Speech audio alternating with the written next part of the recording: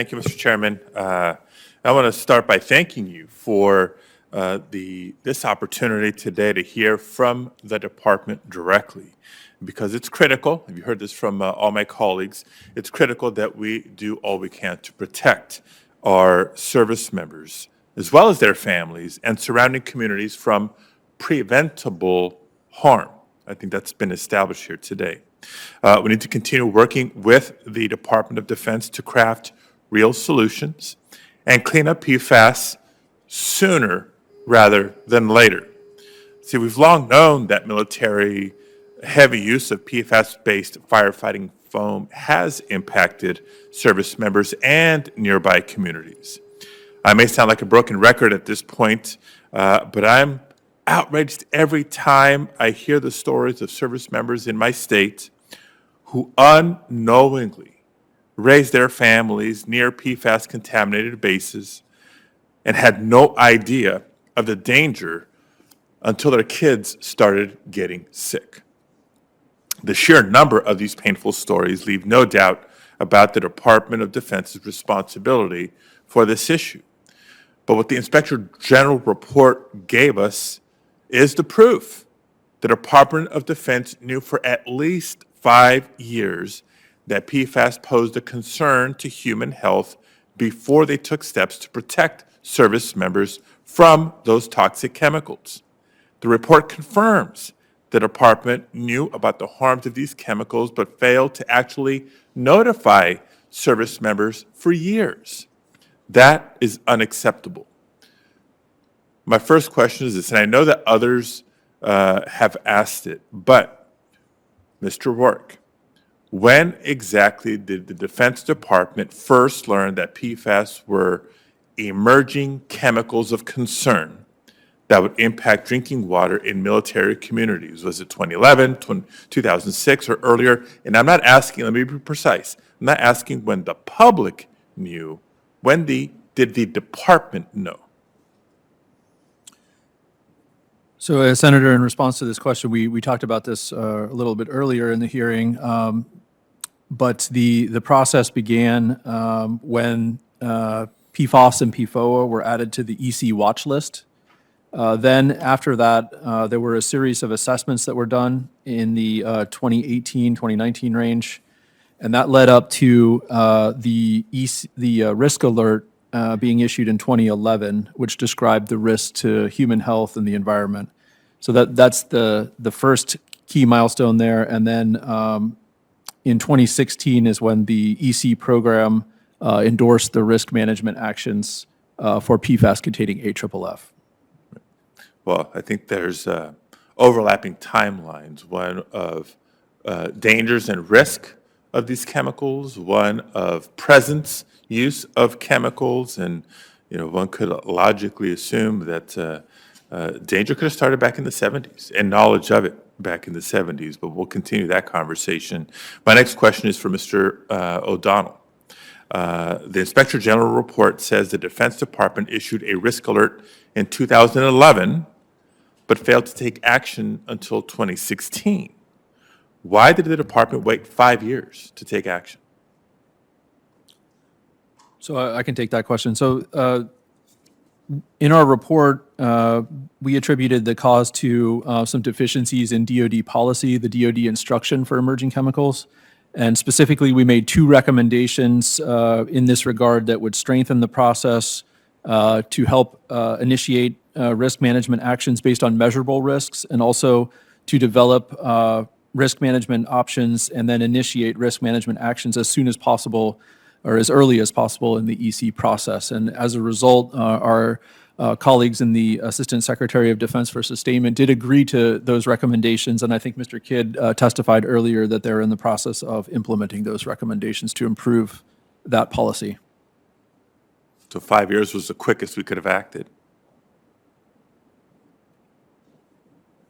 That's a question.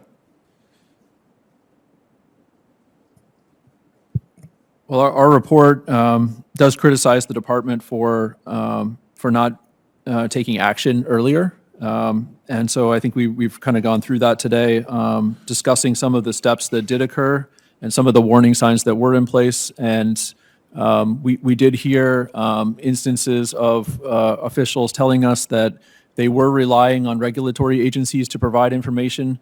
We also talked to officials who, kind of discussed some of these ambiguities in policy, which didn't require a specific action. It was more subjective, and so that's why I think our recommendations are trying to bring a little bit more objectivity into the process. Well, appreciate the objectivity, but I'm hoping you're sensing from the committee, and I think it's on a bipartisan basis here, a matter of urgency. Urgency.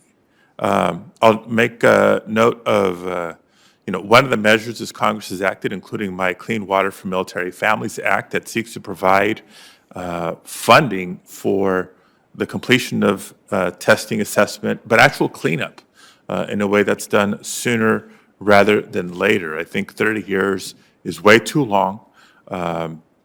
Maybe I can ask Mr. Kidd this, what's necessary to get this done faster? Have this cleanup be done in a matter of 10 years or less, not 30 years or more? What would it take?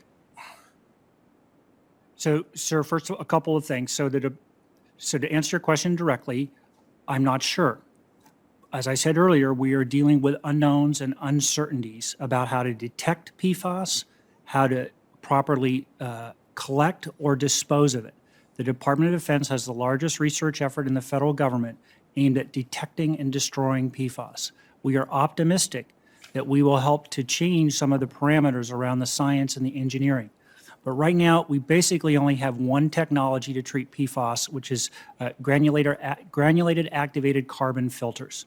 That is the current technology. If we can find other technologies, that will change the timeline. We're in extensive discussion with our authorizing and appropriating committees. They've been very generous in giving us additional research funds to accelerate these efforts. Mr. Chair, I know my time is expiring, but I do have two more questions I'd really like to include here. The first is related to what the Inspector General report says in their 2008 memorandum, that the department at the time said further action was not needed to address PFAS in firefighting foam because, quote, industry is taking appropriate action. First, this seems to suggest that the Department of Defense knew as early as 2008 that PFAS was harmful. And second, we know now that what industry was doing at the time was replacing PFOS with PFBS, which is also toxic. So back to you, Mr. Rourke. What action was industry taking at the time, and can you provide a copy of this 2008 memorandum to the committee? So in our report, we do mention that August 2008 memo that the Office of the Undersecretary of Defense for Acquisition, Technology, and Logistics issued that stated that they did not plan to take any risk management options for PFOA since industry was taking action. Therefore, as a result of that, EC program officials did not present risk management actions to the EC Governance Council. The Undersecretary of Defense for AT&L doesn't exist anymore, but I think Mr. Kidd represents the predecessor organization to that, and so I think he'd have to comment on that piece. Nate. So actually, industry started to express concerns about these chemicals in the 1990s. And the presumption of the country at the time was that industry would voluntarily fix and by replacing or removing PFAS in AFFF foam. And we followed the lead of industry and our regulatory agencies as the concentrations and as the composition was changed and the concentrations were reduced of PFAS in the AFFF foams, AFFF. So you follow the lead of industry, and you defer to industry, the health and safety of service members and their families and surrounding communities? Or is that the federal government's responsibility? That was the accepted practice at the time for this chemical as articulated by the regulatory agencies.